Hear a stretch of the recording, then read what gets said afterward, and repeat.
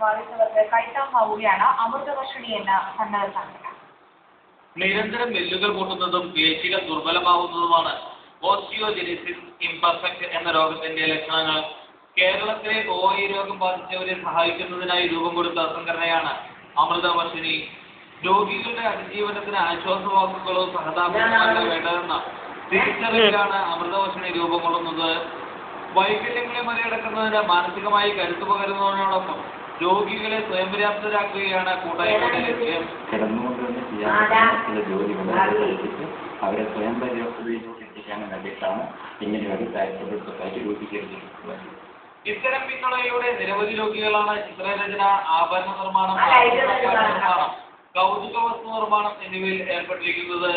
OI ബാധിതരുടെ സൃഷ്ടികൾ പരിചയപ്പെടുത്തുന്നതിനായി amritavarshini.wordpress.com എന്ന ബ്ലോഗ് തയ്യാറാക്കിയിട്ടുണ്ട്. പാർശ്വവൽക്കരിക്കപ്പെട്ട കൂടുതൽ OI രോഗികളെ ഈ കൂട്ടായ്മയുടെ ഭാഗമാക്കുക എന്നത് ബ്ലോഗിന്റെ ലക്ഷ്യമാണ്. സൂര്യ ന്യൂസ്, കോഴിക്കോട്.